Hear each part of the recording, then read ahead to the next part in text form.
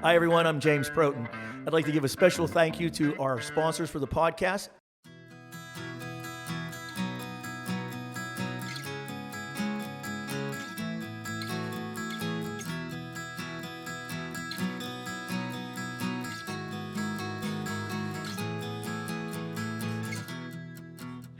Good morning, everyone, and welcome to the podcast.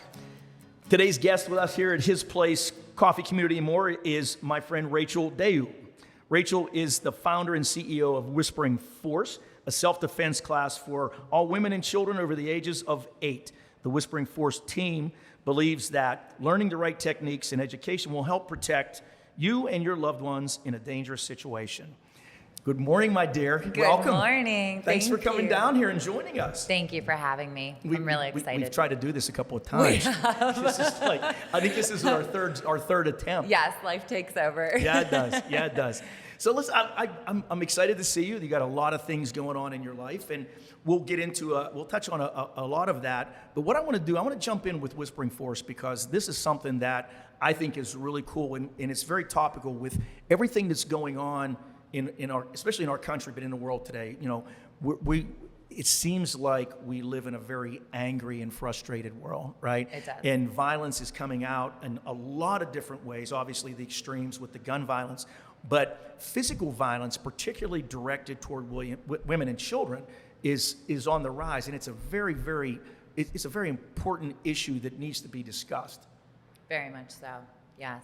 So what led you to this? So, Whispering Force it came to me. It did not come from my mind. It was out there, and it was like, you're doing this with or without. It was a calling. Your want. It was definitely a calling. Okay. And I'm a proud Christian, so I knew God was pointing me towards it. I was Excellent. like, what are you doing? Yeah. But you follow, you know? Yep.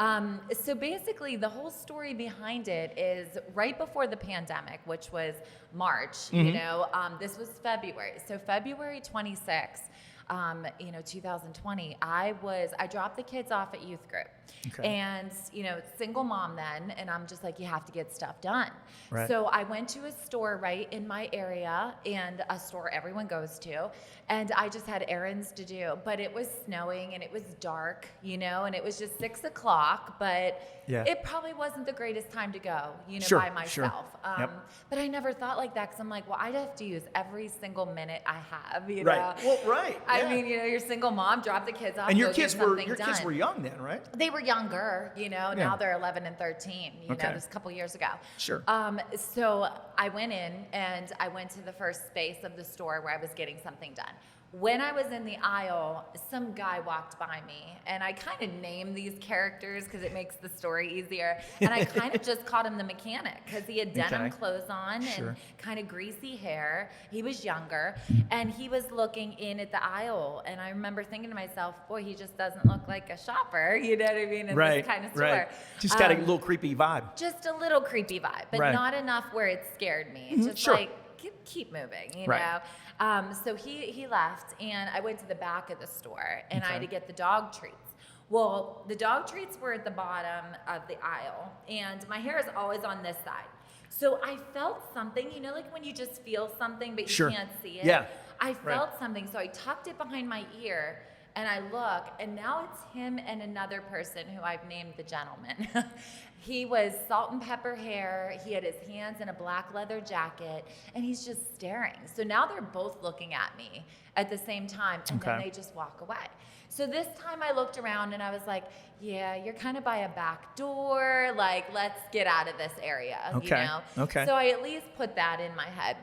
I went to the front of the store to do my last errand, and this time it was like, you've got the aisles like this, and I'm in between. Sure. Well, they both took an end aisle and walked past, almost making me feel caged in. And I'm looking that way, and I'm looking this way. I'm like, what are they That's a frightening feeling. doing? Sure. Yeah. Sure. So at that moment, I got a little bit fearful. But when they walked away, I did the same thing. I was like, no, you're not a drama queen. You're a single mom. Get out of here and go home, Right. I talked myself out of being safe is what I did.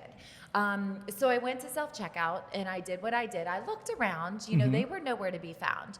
And I looked around and I was like, just go home, Rachel. Like, they were either just being flirty or just stupid. Well, you know? and that's what I wanted to ask you. I don't want to interrupt your story, but that's something that a lot of young, attractive women, and I don't want to put you on the spot, but you are that, right? Thank so you. how do you discern the difference between somebody who is just being flirty, who somebody just thinks you're attractive, right? Or that where's that line? How do you is that just something you feel? Is there I would say through decades of women that have to go through that, it is something you feel, because someone that wants to talk to you, I would think that they're at least gonna smile at you. Right. I mean, right. This was just very creepy. It was just kind of, they were looking at the situation, and I don't know what they were thinking, but it definitely did not feel right. And two guys doing it together was just really crossing the line. And an odd coupling of guys, Yes. right? From what you explained, they didn't mesh. No.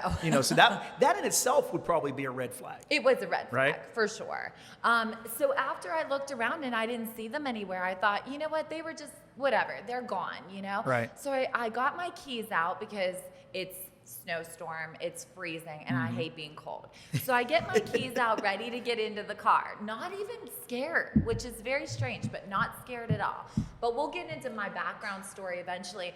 I've been through a lot, so I don't get scared that easy. Right. I'm kind of like, you just do it, you get through life. So I walked outside and I'm walking to my car. And the reason that I didn't see them inside is because they were waiting behind the side of the building. And they went out before I did because they knew what their plan was. So now that's escalated to a different level. Totally different Yeah. level. And now I'm by myself, you know? So I didn't park in front of, I didn't park under a light. There's no one in the parking lot. It is dark and snowing. Everything that was wrong in the situation Everything was wrong. you're not supposed to do. Everything. And every single session I say, I did everything wrong. Right. And I'm okay to admit that to keep you safe, Good so for you. as I'm walking to the car, thank God the key's in my hand, because I hear, don't get in your car, something's on your tire. And I stunned, and I turned around. He was only 5 feet, no, I would say 10. He's 10 feet behind me, and it was the mechanic one, the younger one. But the other guy was right behind him, still the hands in the pockets, watching what's going on. And I look the one guy up and down, and I see the white towel in his hand. I know what's gonna happen at this point. I couldn't scream. I got so terrified that I couldn't even scream. And I didn't know that was possible. I've heard it before, where when you panic, you can't make a noise. Well, it happened to me. So I'm shaking. I can feel him closer and closer. And I'm like, oh my, I'm gonna be taken from my children right now. And I looked down at my hand and I just pressed the red button. It's the only thing that looked different. It's the only thing I had. Yep. I wasn't thinking alarm. I don't know what I was thinking, to be honest with you. It was a stun kind of situation. But I pressed it and I never looked back, because I thought if I look back, that loses 2 seconds even. Exactly. Right? Exactly. So I just jumped in the car and I must have went 80 miles per hour out of that parking lot. I drove around the neighborhood for a long time, making sure no one was following me. I at least had that in my head. And when I pulled in the driveway, I just sat there and I was like, you got to go in your house. You got to get out of this car. And I still felt like something was going to just pull right up and take me at that point. Well, yeah, that'd be terrifying. Terrifying. Because that's something you see in a movie. Yeah. You don't think that's ever going to happen to you. You see that on television or in the movies. My whole life has been a Lifetime movie. And I'm just this is crazy. We're just starting another episode, right? Yeah, right. So I get into the house, and thank God a friend was picking up the kids from youth group, because I took our kids, she was picking them up. Okay. And I got in the house, and I put the alarm on, and I just shook, I didn't call anybody. I didn't do anything. I just sat there and pet Ginger, and I just tried to calm myself down because I felt a panic attack, and I've never had that before. Sure. So to make a long story short, the next 3 days, the air felt evil. Everything felt evil. I'd put the puppy out on a leash. You were on edge, just Oh, it felt so awful. Yeah. The world just felt really like it was going to take me. And I lied to the kids, single mom at the time. And I'm like, I have a migraine. I can't take you to basketball tonight. No, we're not going to go get ice. Whatever it was, I was I'm sick, basically. Well, I was working for a magazine at the time, and I had a very big sponsorship meeting, and I was like, you can't miss this. What are you gonna do? And I went. I had like a paper bag because I thought I was gonna be sick the whole way there, but I got there. I put on that front of like different person, different persona. Let's get the business done, sign the contract, right? There you go. I did the meeting, and when I came home, I went on Facebook on this mom's group. And they all know me because of my other business, you know? So they're all, you know, with Bella Bronze, they all know me on there. We'll go over that later. So I posted, who wants to take a self-defense class with me? Now, that's all I posted. But I got really strong in that hour. I went to basketball practice. I did dinner. I did what I had to do. That's awesome. Yeah, something was like, awesome. you are a single mom. You cannot stay home like this. You've got to get your crap You're already together. strong. You just didn't realize. Yeah. You didn't realize the strength that you had until it was pulled out of you. Yes. And when they let you, the more, like the longer you let those days go on, the more you will not get out of that bubble. Right. So I was like, stop in your tracks right now, you know? So I did that. I was proud of myself. But I came back to that Facebook post 3 hours later after the kids went to bed, and it had 322 comments on it. And I'll never forget the number because 300 is insane. 22, That is insane. 22 is my favorite number. So I was like, 322, what? Yeah. So I started to read it before I read my post again because I knew what I wrote. I started to read the comments. It was, you know, Rachel, we want to give you a location. Rachel, are you spearheading this? Rachel. I'm like, what are they crazy? What is going on? What's going on? So I read the post again, and it said, who wants to take a self-defense class with me that I am starting? I didn't write that. I don't have time for that. I don't know anything about self-defense. I'm like, what? And then I just What have sat I done? down. I prayed, and I was like, Good for you. I don't know what you're doing right now. You're insane, but you can't be insane because you're God, and I'm going to just follow this. You answered the call. Yeah, That's I answered exactly the what call. you have to do. That's what you do. So I read through all the comments, and I'm like, wow, is there a need for this? Okay, these people trust me somehow, so I must be the one that has to do this. So within 3 days, I talked to Kim Gable, who's also a close friend of mine, and she was like, oh, we're so putting this on the news. Like, professional single mother, like, Nice. you know, kicking some butt, getting this together. I was like, okay, you know. That is cool. So I started. She's awesome, too. She's amazing. Yeah. So I started to interview, you know, locations that were going to be good, instructors, because I knew nothing about it, you know. Right. And within 3 days, someone's like, you have to have a logo and a name. Like, if we're going to start, and I'm like, you talking about? I don't even know what I'm doing yet. And here, I'm sitting in bed that night, and I'm like, still prayed about it. And my grandma passed, you know, about 6 years ago, but she was the best person in the world. Nice. So I'm like talking to her, and I was like, Grammy, what do you think about this? This is crazy, right? And I'm praying at the same time, and I'm like, you know, everyone actually has a story to tell, but we whisper that story. We only tell people that we trust or when it comes up in a situation. We whisper it. There you go. But we can be a force to be reckoned with when we have the right education. That's where and that came techniques. from. That's very Boom. cool. Just like that. It was a thought in my mind, and I was like, Right. whispering force.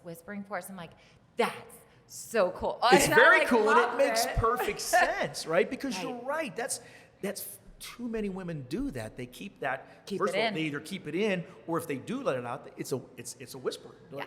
Not enough people hear it. That's awesome. I didn't know that. That is And very as cool. I've been doing Whispering Force, a lot of men have those stories too. And Absolutely. they're starting to come out how it's like, what would I do if someone attacked me to get to my baby? You know what I mean? Absolutely. And different things in their life where they felt insecure and couldn't do anything about it. So we have to wear our story on our sleeve, our heart on our sleeve, or else we can't change the world even a little bit. You're exactly right. That's why I do what I do. That's why you're here. That's why Exactly. we're having this conversation, because you're doing that as well. Right. You know, and I can relate to that because as I've gotten older, I've always been athletic. I've always been confident physically, but I'm 62 years old, right? So if I'm out with my grandchildren, one of my granddaughters or something, you have those thoughts now. You know, am I still capable of defending her or That's myself? right. Or, you know, so those types of things, I would encourage not only men of my age, but men in general. To really, because, you know, everybody thinks that they can fight. Everybody thinks that they can do until they're put in that situation. Right? And then like you did, you didn't even think. Right? You can't remember a thought until you get back to your driveway. Right. Right? Right. So, and I think most people react that way unless you're a trained military, operative or something like that. If you're trained in those situations, first responders, that's one thing.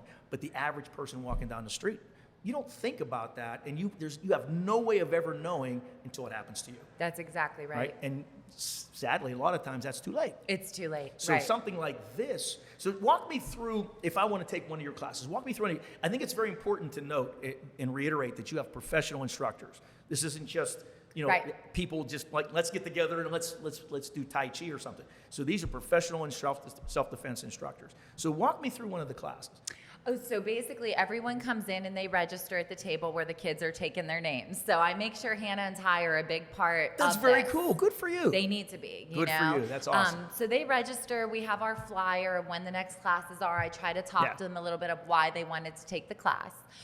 They come in, and Chuck and Ben. Chuck is the owner of Rising Sun Martial Arts. Okay.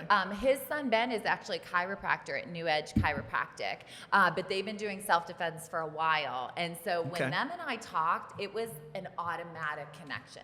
Perfect. They understood the mission I was doing. Mm-hmm. They understood this was not about money. This is all about, the people and trying to get people safe, because there's a lot of self-defense classes out there, but they're a fortune and people can't take them. And I'm like, that is ridiculous. So people come to me, they're like, what do you mean it's under $20 a ticket? And I was like, this is not about money, this is about keeping you safe.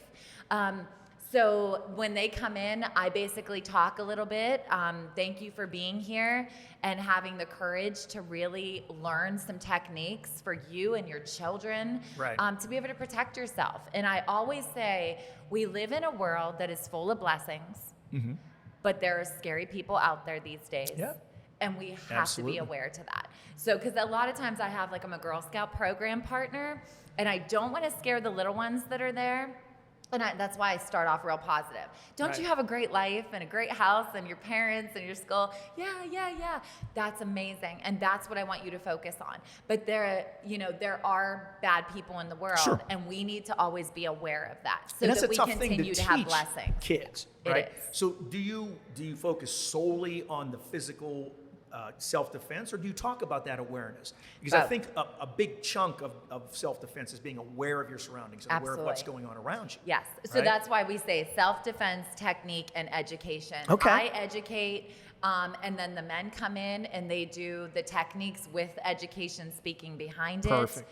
And it all just blends in so good together. We only want to teach 3 or 4 techniques that session. Okay. Because I've been to self-defense classes when I was in college, and I remember them being like 8 hours or a weekend, and I'm like, I don't remember anything you just showed me. Right. You can't put too much. Right. Too much information it's a thing. It's you can't do that. Right. And so especially these kids, because immediately they go home and they start doing Fortnite or something else, and they're like, self-defense, what? It's gone. It's gone. Yeah. So we're all about giving them 3 or 4 techniques that they're going to practice and they're going to remember that are simple and can save their life.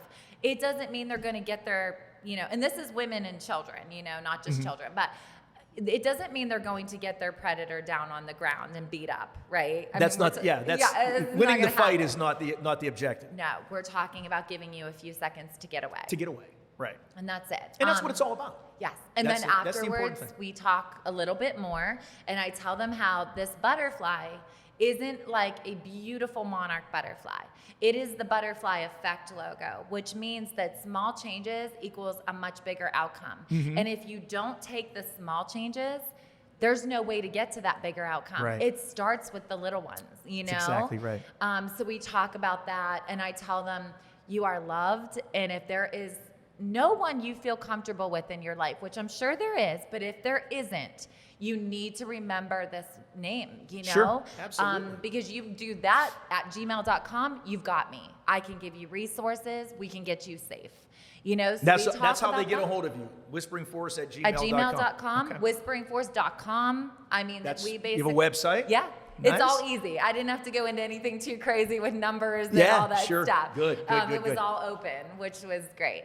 But yeah, we just basically let them know that every session we're going to learn more techniques, a few more at a time, be practicing at home. Tell your friends and family about it, and then we also talk about our sponsorships. So I try to work with different shelter directors for domestic survivors of violence, domestic violence. Do you get a lot of that? Not over the pandemic. Okay. So that is, it's starting to flow now, and I'm so happy to see that. Over the pandemic was crazy. So Whispering Force, we were supposed to have our launch on April 26th. Okay. Well, no one's going out, so I started to do the Facebook page, and I was like, I'm sorry guys, but I want you to watch this video. I want you to read these tips. We're going to be starting the sessions soon. So by July, we had our first one. Okay. And we had KDKA come in and do a commercial on us and everything like that. So it was great. So our goal was, during the pandemic, can we just get this to go monthly or bi-monthly or something? Because people were terrified. They were terrified of events. They wanted to know how we were masking. Were we all vaccinated? And I'm like, no, these people are coming from everywhere. So you come if you feel safe. Right. If the location mandates the mask, everyone would be a mask. If they don't mandate it, then it is, what you're comfortable with. Right. So that was really hard because I wasn't used to having to navigate around that type of thing. Right. Well, nobody was. We were all just groping in the dark with that. I mean, I wasn't even used to this, let alone a pandemic. And then you got that thrown at you, Yeah. like a once-in-a-generation thing, hopefully. Yes, exactly. But it was pretty awesome. So our goal was just to make sure that we had enough people coming in, sponsorships through small businesses coming in, so that I could start to work with these shelter directors. Sponsorships for us gives classes to the ones that cannot afford it. And you should never have to not be able to take a class like this. Because of money. And when you're talking sponsorships, they're very affordable. It's not like you're asking for thousands of dollars. No. I mean, the highest could be $1,000, but really we're just looking at, do you want to sponsor 3 people at $100, 6 people at $300, and so on and so forth. And any business can do that if you are passionate about what I'm doing. You would want to reach out and help out, Exactly. Even when there was a lapse of sponsorships, we made it work somehow, some way. I'm Good knocking on a door or on Facebook like, I know your business is doing well. You want to help out with this? And it was like, Rach, what can I do? You know? Right. Anywhere from, real estate agents, bigger places, Target Freight Management. You guys just sponsored, which was perfect timing, as I told you. Lynn Doring, Bridge Insurance. I mean, we just have sponsors galore. Lynn's Zemingus wonderful. Properties with, so Teresa Zemingus, she has Damsel in Defense. So not only is her company with her husband a sponsor, she also does Damsel in Defense because she believes in this so much. So she became a team member with me almost immediately. Really? Yeah, she's amazing. Very cool. So Teresa and I she sets up the products so people are walking by and they're like, oh, I could have a, what would I say, something to unlock, to break open something with glass. Sure. Alarms. Like my little girl isn't allowed to walk anywhere without, Tyler's not allowed yet, but she's allowed to at least go down the hill to friends' houses. Yeah. But she has to carry the alarm. It is so loud, the whole neighborhood would be like, what's going on out there? Right. So she has so many products and even books, to read to your little That's one. awesome. Yeah, that is So great. she's a big part of it and also a sponsor. So our goal was just to continue through the pandemic with as many as we could. And then after that, our next goal for 2022, we really wanted to get the Girl Scouts in there. Okay.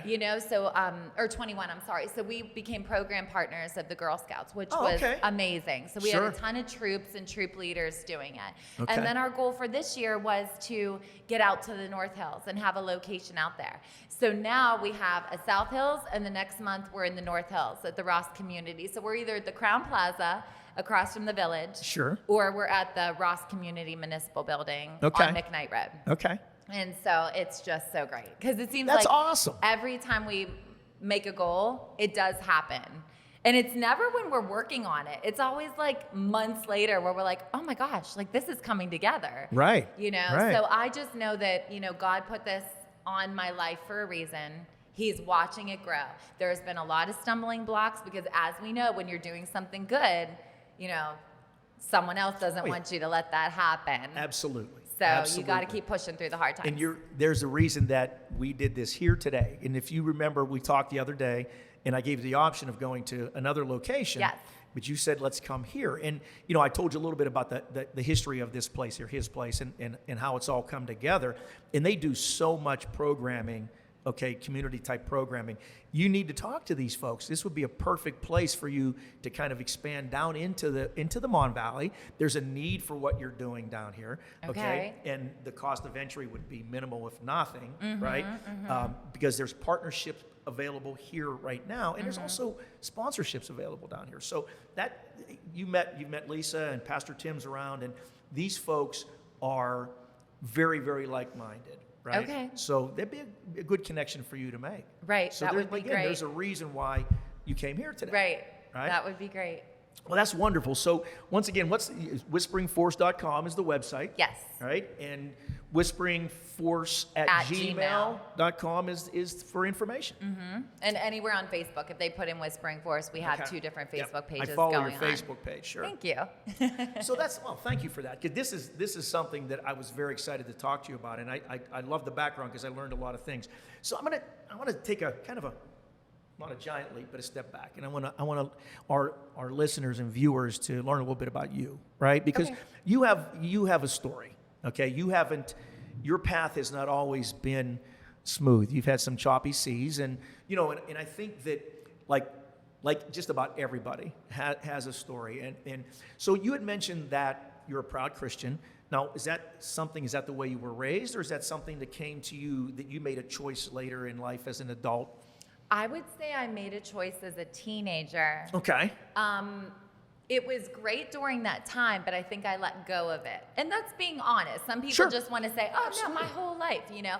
But somewhere in there, I still had my faith, but I wasn't, you know, active with it. I wasn't doing my worship outside of church, you know, with talking to people and bringing them in and things like that. So to be very honest, I feel like I'm finding it all over again recently. Okay. You know, there's been a lot going on in my life where it was like, that's right. Why am I not having more of a relationship with God? You know? Sure. I'm trying to control and handle. I'm not a control freak, but I mean, don't let anyone tell you that. I'm really not. I just like it. I like everyone to be okay. And so when someone's not okay, I want to make that different. You're a caregiver. You're a nurse, right? That's, But I was putting that on myself instead of giving it up. So I think I'm learning in a different kind of aspect with God in my life, how to let go and let God, you know, and that's where I'm at again. So I think you just go through different journeys in your life where that happens. When I was a child, you know, I knew nothing about God. It was Whispering Force stems from a lot more, you know, and that's the story I'll get into. You know, my mom and I, you know, were abused for years. We had the domestic violence situation, and we were all the way in Texas when it happened. I was just a little one, you know, I couldn't get out of it even if I wanted to. Right, you had no way out. No, my dad, my real father was an alcoholic, and when he drank, he turned into a complete, like, I would literally be able to look at him and he looked like Satan, you know, it was a totally different person.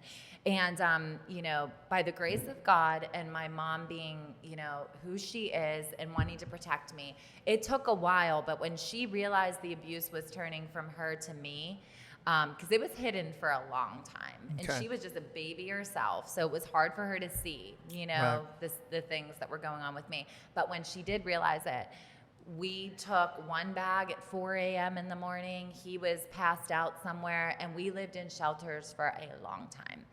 And I mean, we were put into people's basements to hide us. He was basically the godfather of the Hells Angels down there. Like, it was no joke how many people were under, you know, his spell, I should say. Yeah. And this was a scary person who was then looking for you and your mom. And all the bikers were too. I mean, that's terrifying. Yeah, it was like we would hear a motorcycle, and I think only in the last 5 years I don't like still jump when I hear one, which is terrible, but it's true. Wow. You know, because they were everywhere looking. And my mom. It's amazing how things stick with you. Isn't it? From your, not only, but from your childhood in particular. There's little things, you know, that are still triggers as adults. Very much so. You know? Very much so. And you have to learn how to, I don't know, handle it somehow. You know what I mean? Because it's always going to be there. You just don't want it to trigger you into a bad space in life. Absolutely. You know? Absolutely. But yeah, she was amazing. She got us out. But I'll tell you what, the whole reason I love to work with these domestic survivors, violence survivors, is because, you know, they don't understand that just that little bit of someone saying, I can get you through this. I can get you some empowerment, I understand. Inspiration. I get it it. can change their whole part of their journey for the next part of their life. We didn't have that. We were basically like, kill or be killed in these shelters. It was awful. Like, I remember holding on to Fluffy. I still have him in my daughter's room. He was the only thing I loved. What is Fluffy? It's just a bear. I think he was white, now he's gray. You know, that kind of thing. He was my lovey. Yeah. He was the only thing that made me feel safe. And I will never forget this little child trying to pull my hair and rip him out. And no one was around.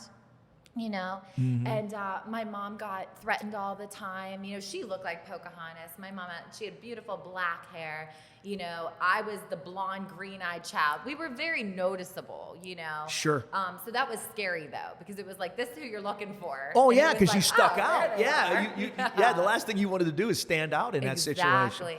And I love the fact, like Eric Smith, he runs City Mission up in Washington. Yep. Amazing. Absolutely.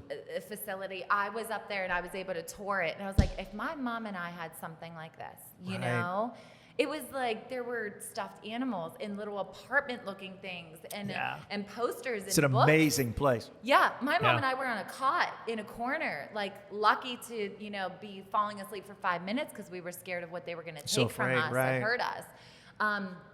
So with that story, I love working with the shelters and letting these women and children see that you can have a whole other type of life. Right. So when my mom and I were talking about Whispering Force when it began, she's like, this doesn't just stem from the other night. She's like, this is a full circle for you. Something that's been in here. You've been carrying that. You've been carrying that. Yeah. And I didn't even know it till she said it. And I was like, you're so right about that. Because something was filled in my heart the first launch that we had. Good. Like, I cried. Like, there was probably, I think there was 26 in front of us. And it was my first time saying, welcome to the launch of Whispering Force. And I was like, I'm sorry, hold on. And I was like, this is unbelievable that this is That is starting. so cool. Yeah, but something in my heart was completely full. And now, every session I have, these people are coming up to me like, you have no idea. Like, or what has happened to them, or how that made them feel. Sure. And that's everything. You understand that this is a ministry for you, right? Yeah. It's more than even just a calling or a mission. This has become a ministry. And this is, your journey from being a child. Now, your mother remarried, right? Yes. And you have a great relationship with He adopted him. me. That's beautiful. Perfection. That's a beautiful thing. Father's Day's coming up. I know. And I see posts that you put on Facebook. We're friends, obviously. And I didn't know that wasn't your biological father. Right. I didn't no know one that. would. But the way that you could tell the relationship you have with him is just a beautiful thing, and that's, so your story, has a happy ending. That wasn't where it all stopped. You still had some more bumps in the road, marriage and things like that. And we can get into that if you want to, but, because I had a bad marriage, and some of that was my fault, some of it wasn't. It's just like those things that happen between a man and a woman in that situation. Yeah. Right? But I think when you think about the journey, and that you carried that weight with you from childhood all the way through to you're an adult, and that one event triggered all of that, because you found a way to carry it where it wasn't slowing you down. It was It was there, it never went away. But that one event that opened the floodgates opened, and it all came back, and this is the result. Right. That's very cool. Right. That is very cool. And I think, if we don't share the bad things that happen to us, right? If we don't, I talk about depression and divorce and bankruptcy and all the bad things that happened to me, and for a long time I was embarrassed of that stuff. I hit it, and then it imploded, right? Because you can only carry those things for so long, But until I started talking about it, that's when I started to be able to let it go and leave it where it belongs. That's right. You keep it inside, it just festers for so long. Right. And I always tell people, I was like, you got to find the silver lining behind everything bad too. Mm-hmm. There's the silver lining. And there lining. is one. There most you definitely is one. You might have to really dig. Right. But there always is one, Yeah. And I just always felt like I became a teacher, and I mean, I liked teaching, but it was more because I wanted to be part of more kids' lives.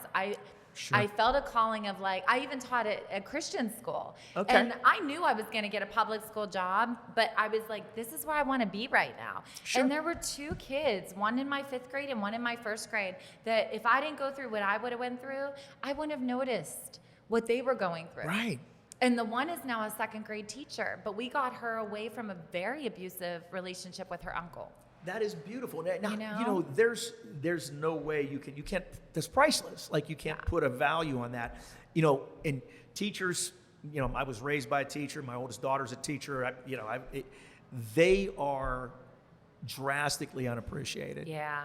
Maybe not unappreciated, but underappreciated. Right? Yeah. Because had you not been there for that child, God only knows what would have happened. Right. She was already 10, 11 years old. Right. Hiding it. And, she just would have went through the rest of her life hiding Sure. it. Because that's what you do. Right. She was too scared to tell her parents and this Right. and that. And then, I had one in 1st grade. She, her mom, no names, of course, but her mom was a Pittsburgh cop and thought she could get away with everything she was doing to her child. Sure. And then we had her living with her grandma by the time the year was over, and happy and healthy. And, Good for you. It was just great. It was great to see. Because Sure. you say if you can help or save one child or one woman, you did your whole part. You just said it right there. You only need one. You only need one. And I know we've done that. That's how you make a difference in the world. That's how you change the world, right? People say, well, I'm going to change the world. And they say, oh, no, you can't do that, right? Well, yeah, you can. Yeah. Right? Small Especially changes. when you think about, and I tell this to everybody, you don't have to make a splash, because the splash doesn't make a difference. It's the ripple that makes a difference. Yes. Right? So whether it's a big splash or a small splash, the ripple's what actually is going to reach the distant shores and make a difference. Yeah. Okay? So people think, I can't do anything because the world is so big. There's 7 billion people. I can't make a difference. But if you make a difference in one life, and that person makes a difference, and sure, it's not something that's going to happen overnight. But again, like you said, small changes. Right? That's progress. Yes. That's progress. And that's how better happens. Yes. Right? I talked about better in my blog today. Somebody mentioned something yesterday. We must do better. It was in a conversation in relation to what's been going on in the latest mass shooting, the tragedy in Texas.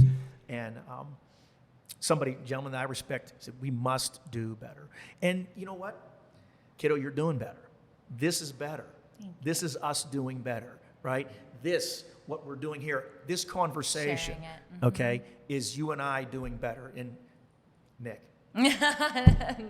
Nick's doing great. Nick always does good. He's a rock star. But, being able to sit and having a platform, and when we started this, I told Nick, I don't care if one person watches this or 1 million. It doesn't matter. Right. Right? As long as it's the person that needs to hear what we're sharing. That's right. And everybody that's been on the show, and I'm tremendously grateful for everybody, and especially you, because we tried so hard to get here. And when you reached out to me, I thought, wow, yeah, this kid has a great story. And it also, I'm happy that it doesn't offend you that I call you kid, because no, I was just gonna say, you can call me kid all the time. I love it. It's just something that if you're my kid's age, then you're a kid. But anyway, but I think being open and courageous enough to be vulnerable is just a huge step in the right direction. And again, I don't want to put you on the spot, but there are things that I think that I want to touch on, because I raised teenage daughters. My daughters are older now, but I have granddaughters. One's 19, one's 17, one's 14, and they go down the line.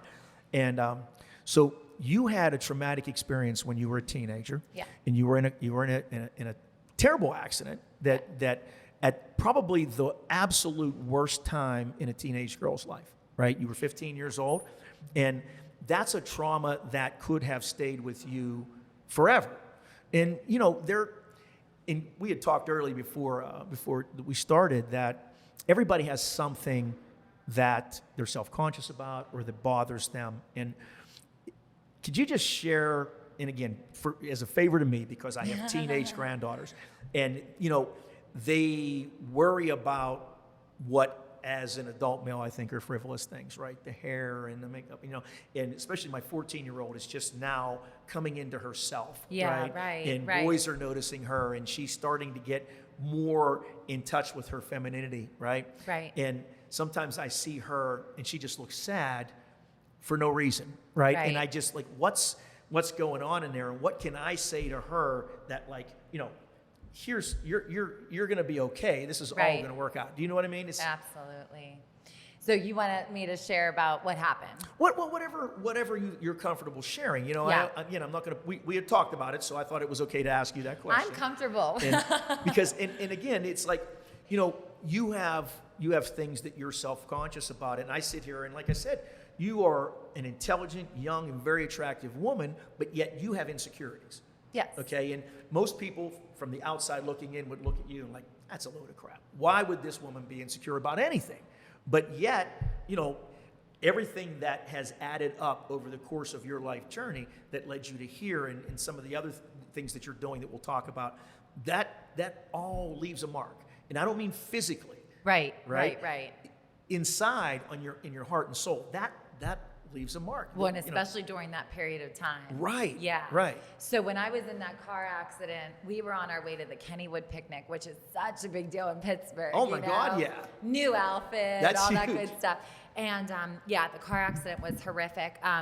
Basically, the way it ended, a brick wall and me and the dashboard. So this side of the car was okay. So whoever was sitting over here, of course, back, neck pain, a little Sure. bit like that.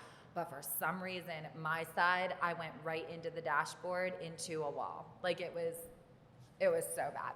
And I just remember opening my eyes and people putting terry cloth towels all over my face, and my mom screaming, "Get the towels off her face, you're ripping her skin." And I'm just looking up at the sun and I'm just like, what's happening? Because you're like in shock, you know? Sure. So thank God there was, he was the plastic surgeon for the Penguins at the time. And he left a golf course when he heard there was a 15-year-old girl with a terrible lip laceration. Because he understood that he was the one that could get in that emergency room and make my life better. Sure, Whereas absolutely. someone else might not be able to. So I was awake for a 5-hour surgery, and I was terrified of the dentist for the next 5 years because, like, just thinking of the people coming towards me with the mask on, Oh, absolutely. they wouldn't let me go to sleep because I had to maneuver my mouth around, like Rachel would make an O sound because my lip was shredded. You could put your fingers through it. There was nothing there. This entire side. There was a couple stitches here and here, but it was the whole left side of my face, and all up here was just gone. And so I had to stay awake, and it was, I stayed home from school. I had to stop dancing. Like anything that kept you grounded at that age was gone for me,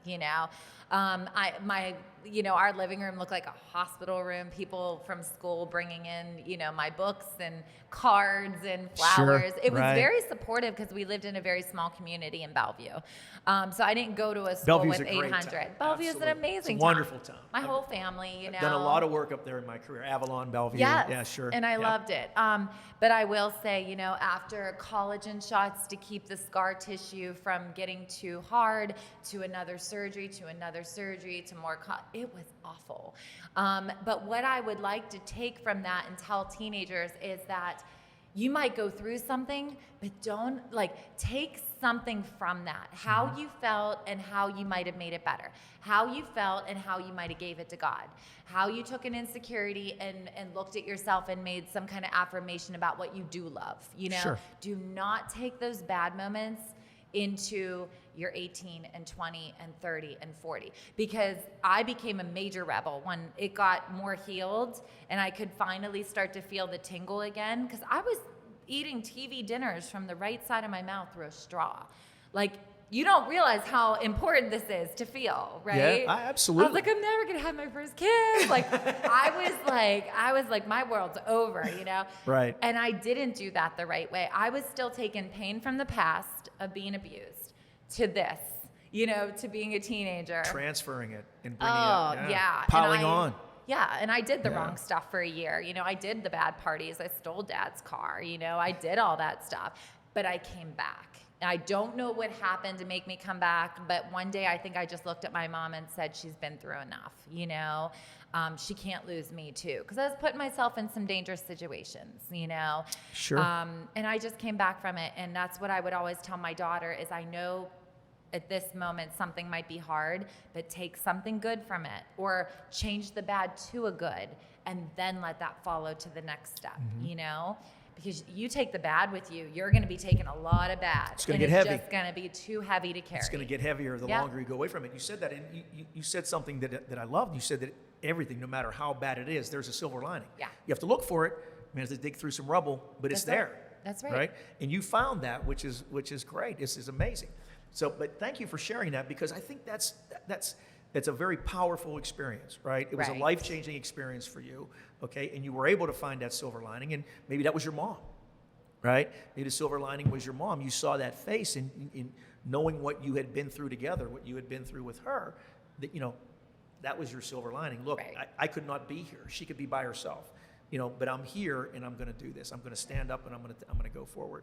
That's wonderful. That's powerful. Yeah. It's a powerful message. Yeah. It really is, because 15-year-old girls don't think like that. 16-year-old girls don't think like that, right? You're in the moment, you know. And I watch my granddaughter has been there. She's a twin, right? She has a twin brother, so they've always done everything together, whether it was soccer, it was hockey, whatever it was. So she plays hockey, and she's pretty good, especially ball hockey, right? And all of a sudden, she's like a half a step slower.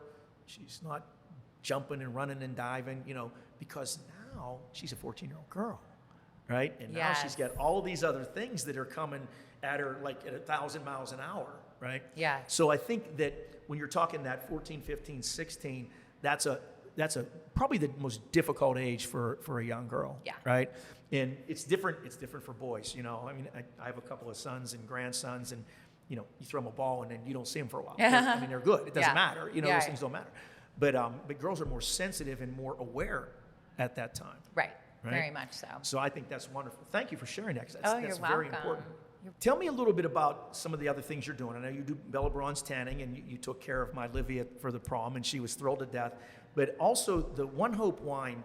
Tell me about that, because I'm curious. I don't know a lot about it, but it seems really, really cool, because it's connected to a charity and a really good cause, right? Yeah, it is. So ONEHOPE Wine happened for me because I lost my job during the pandemic, as so many people did. Right. And instead of sitting there and wondering what you're going to do next, it was like, what do people want? You know, what's going on? Trying to check Facebook, see what's going on. And all these women are like, I need wine.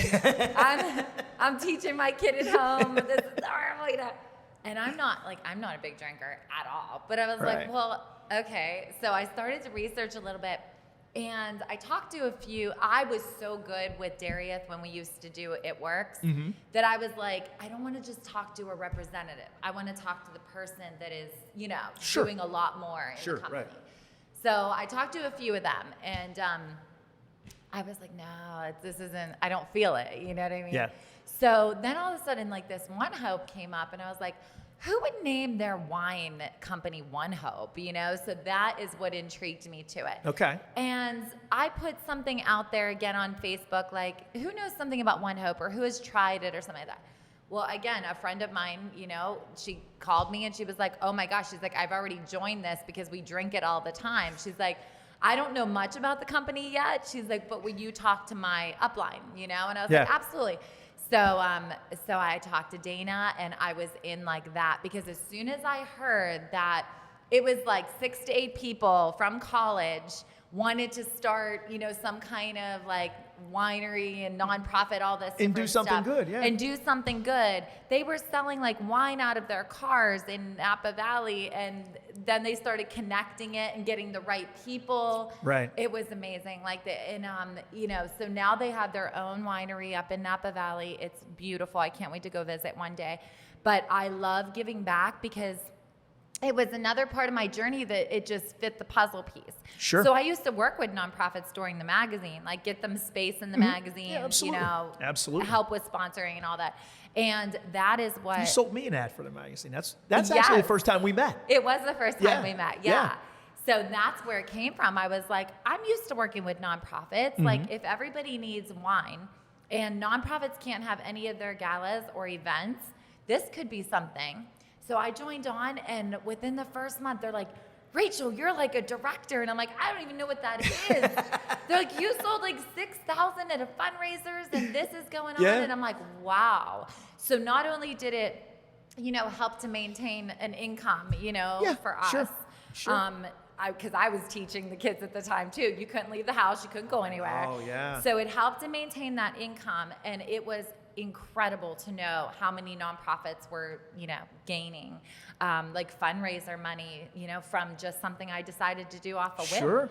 Yeah. And so it was incredible. So I still work with it all the time. Like I just talked to someone who is coming for a tan, but she works with the Still Remembered Project. And she's like, oh my gosh, I saw this of you too. So everything kind of blends together. It's like I might be talking to someone with one thing, but then something pops up from it, Yeah, and absolutely. So her and I are going to have a fundraiser for their nonprofit. That is totally the definition of entrepreneurship. Yes. Right? I mean, you're open to anything. You see an opportunity and you follow where it leads. It might lead to a dead end. Just okay, go on to the next one. Yeah. And so now you're doing Bella Bronze tanning, which, okay, with 2 kids, and I realize you're engaged, but you're technically still a single mom, right? You've been raising these kids. You have basically these 3 things going that really all 3 should require 100% of your time. Not to mention 2 children who are, very active children. So how did you get into the tanning thing? So the tanning started when I was a teacher. I got pregnant with Hannah. Okay. And I love teaching so much, but it was in the North Hills and it's after we moved to the South Hills. Okay. So it started to be a little harder. You're not getting paid the greatest salary at a Christian school, even though the benefits, far more outreach at. But I started to think like, wow, how am I going to do this? Like, where's the baby going to go? And then I'm still going to teach, but like I have to pay for her to get taken care of. So not me, I wanted her in my arms all the time. But during that period of time, a friend of mine died from melanoma. That was it. God started putting all the signs out there. All of a sudden, there's like a billboard for spray tanning. Spray tanning wasn't even really a thing that much, because it was like almost 14 years ago now. 13, since I started. And I was like, spray tanning? Like, all of a sudden I'm watching Dancing with the Stars, and it is a background one of what do they do in the background before they go on stage. There was spray tanning. And I was like, what's going on here? So I let it go for a while, but more started to happen. So I started to get spray tanned. So I was like, I went to all these. I will never mention them, but it was horrible. I was orange. I was There are some sticky. bad ones, yes. There are some bad ones, yeah. And when it peeled off, like I just felt like I was so many different colors. I was like, oh, I am so never doing this, But the Infinity Sun is what I have, and it came from the Dancing with the Stars. So they just happened to be the ones doing that. Okay. So I was like, oh my gosh, it's, there's organic bronzer, and look how great that is. But I'm like, that's in California. I'm in Pittsburgh. So I called the Big Wig, I called the main owner who started the whole thing. I don't like to talk to secretaries. They don't get you anywhere. Sure. Sorry, I love secretaries, but like when you're trying to get something done, sure. You need to know the information. So I immediately reached out to her, and she was like, we only have like 5 of these machines we call the grandfather because they're bigger and they hold 2 gallons. And she's like, we don't have anyone in the East Coast. And I was like, well, I'm your girl if it looks good, but I don't know what to do, and this and that. So she sent me a sample. And I used it just a little bit, not like spray the whole body, just to make sure I liked it and all this. I love the ingredients. Everything about it was safe for my home, for the kids to, because I do that. You do it at home. I do it at home. Right. Thank God, because if I had a brick and mortar over the pandemic, talk about another stress. Oh, yeah, right? Jeez. And it's more seasonal. I mean, we do live in Pittsburgh, so women want to be cute, and then they want to wear yoga pants and sweatshirts for the next 6 months, right? Yeah. So I understood that. The first couple years, I was like, wow, this is really discouraging. And then I started to realize, oh, this is just what it is with this business. It's seasonal, So I knew that Bella Bronze couldn't be my everything because it wasn't more yearly. It was more 7-8 months popular and then 4 or 5 months not. So it just depended. And you have to do really well prom season. Oh, so good with prom. That's like, homecoming, sweetheart dances, weddings. Now it's like the referrals I get is crazy. If someone says on a Facebook or Instagram, like, who does spray tanning in the South Hills? my name is tagged 40 times before I even saw it. Nice. And like, I That's awesome. don't even say anything on the post. I go straight to the person who asked, and I'm like, I own Bella Bronze Airbrush Tanning. I would love to speak to you. Do you have any questions? And most of them say, wow, you were tagged this many times. The other 2 people that were tagged never reached out to me. She's like, but I love that you did, you know? So it's all about building relationships. Absolutely. Absolutely. And that's why I reached out to you for Livy. Livy was looking Yeah. at the last minute. And actually, I was in North Dakota. Okay. Or I was out of town. I forget where exactly I was.